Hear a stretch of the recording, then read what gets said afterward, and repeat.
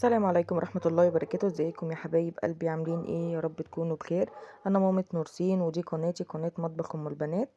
اتمنى يا رب تشرفوني كمان تعملوا لي لايك كده. والنهارده عملنا مع بعض اجمل صابون سايل بمكونات سهلة جدا، وكمان دلوقتي هوريكم رغوة الصابون وتنظيفه كمان.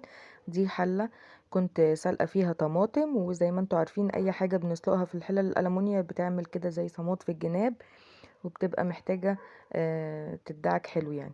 حطيت شوية من الصابون بتاعي، انا مش بدعك جامد بس انا عشان مجرية الفيديو. انتوا شايفين ان انا بدعك جامد، لكن انا مش بدعك جامد خالص والله. زي ما قلتلكوا عشان خاطر مجرية الفيديو بس. هوريكوا دلوقتي الحلة بتاعتي بعد ما اغسلها بالصابون اللي انا لسه عاملاه. اديكوا زي ما انتوا شايفين الرغوة بتاعته عاملة ازاي، ومكوناته سهلة جدا. وهنستخدم فيه كمان مكون كلنا بنرميه في الزبالة مش بنستخدمه ولا بنستعمله. هوريكم دلوقتي كل حاجة بالتفصيل، بس اتمنى تكملوا الفيديو معايا لغاية الاخر، وما تبخلوش عليا بلايك حلو منكم كده، واشتراك لو مش مشتركين في القناة، وتفعلوا الجرس عشان يوصل لكم كل جديد. ويلا بينا نشوف الحلة بتاعتنا بعد ما غسلتها وشطفتها. بصوا بقى بقت بتلمع وبتبرق ازاي اهو زي ما انتوا شايفين كده. يلا بينا بقى ندخل على المقادير. اول حاجه عندي صابون بلدي، ده صابون بلدي انا اللي عاملاه في البيت. هبقى اسيب لكم في صندوق الوصفه بتاعته. كنت عاملاه من الزيت المستعمل. هبقى اسيب لكم الفيديو لو حابين تشوفوه، بيتعمل من الزيت القلي المستعمل. دي صابونه واحده من اللي انا مستخدماهم.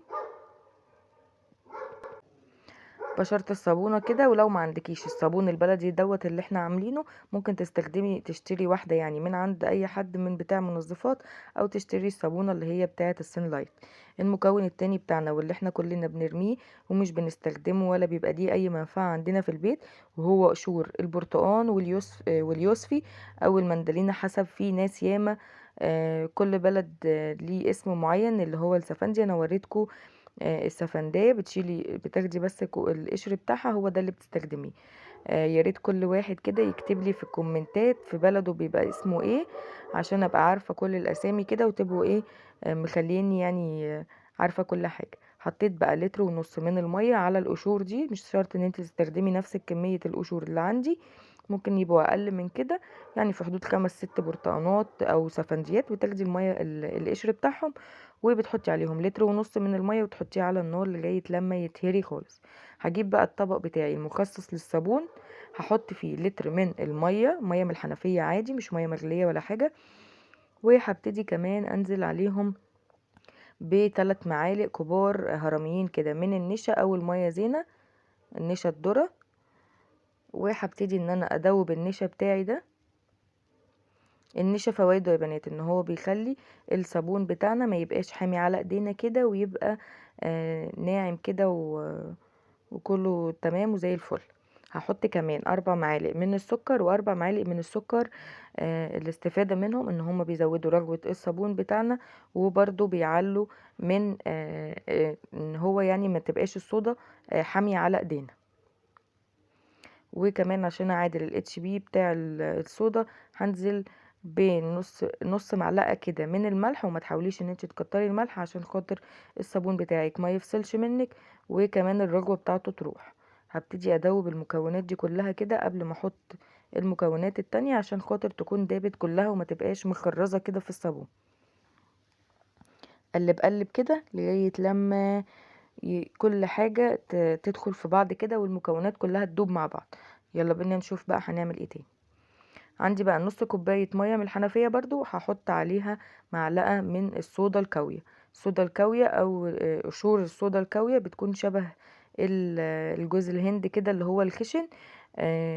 انا مش عارفة في البلاد التانية بيكون اسمها ايه، برضو بيكتبولي في الكومنتات.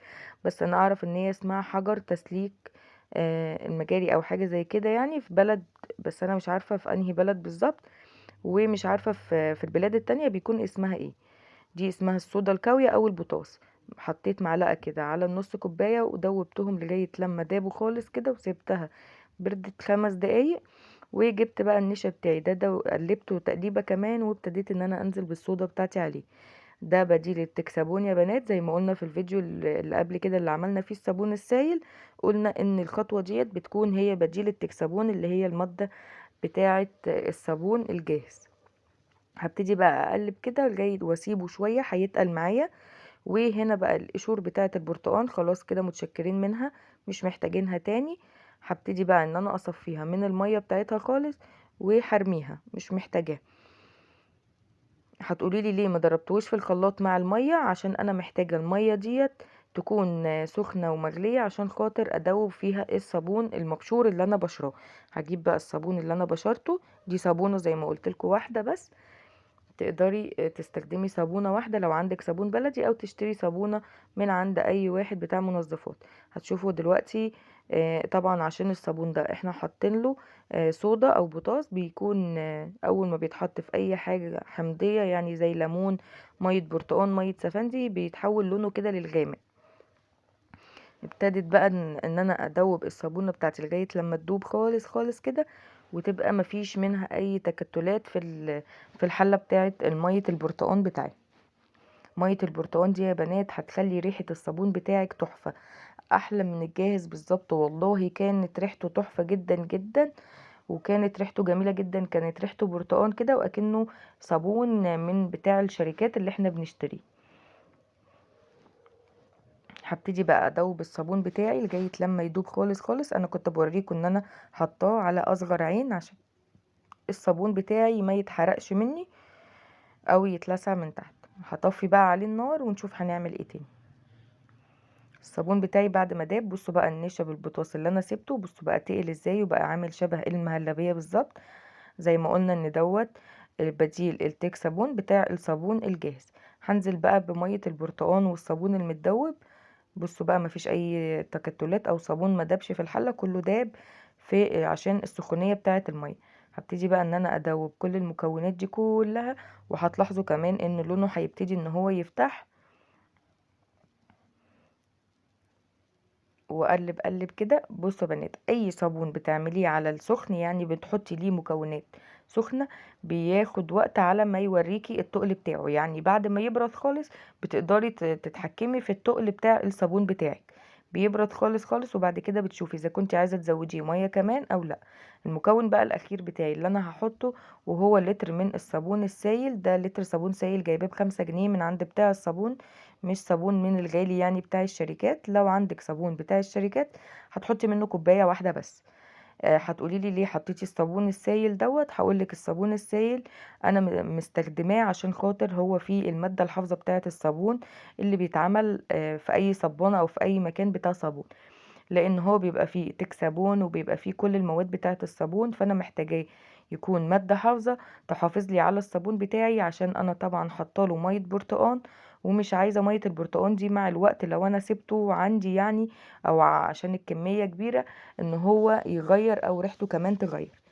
تمام، يبقى احنا استخدمنا الصابون هنا مميزاته بس عشان خاطر يحافظ لي على الصابون بتاعي الريحه بتاعته زي ما هي، ويكون ماده حافظه للصابون اللي احنا بنعمله. هبتدي بقى اقلب الصابون بتاعي دوت واجرب السمك بتاع الصابون. زي ما قلت لكم هو لسه سخن وبيطلع بخار، فالتقل بتاعه لسه ما بانش قوي. لسه كمان لما هيقعد معاكي هتشوفي التقل بتاعه وتقدري تزوديه. انا بحب الصابون بتاعي يفضل بتقله زي ما هو، وانا بزود الميه اللي انا محتاجاها وانا بغسل اي مواعين. تمام، ادي الصابون بتاعنا. هزوده كمان لتر من الميه من على الحنفيه برضو، ميه بارده. وهبتدي ان انا اقلب اقلب كده لغايه لما ادوب الصابون بتاعي كله كله كده، والميه تختلط مع الصابون اللي انا الميه اللي انا لسه حاطاه. ده بقى الصابون بتاعي زي ما انتوا شايفين. بصوا تقيل مش خفيف، ولسه كمان هيتقل اكتر لما يبرد خالص اهو زي ما انتوا شايفين كده. شكله تحفة، وكمان جربوه هيعجبكم جدا. اهو بصوا كده كمان بعد يعني انا كده بعد ما سبته ساعة وبرد شوية اهو ابتدى ان هو يتقل معايا ويديني زي مادة شفافة كده. وكمان كانت الرغوة بتاعته والريحة بتاعته حلوة جدا وباينة جدا جدا في المطبخ. اتمنى الفيديو النهاردة يكون عجبكم وتجربوا الوصفة ديت وتقولوا لي ايه رأيكم في الكومنتات. اشوفكم ان شاء الله في فيديو جديد وعلى خير، مع الف سلامة.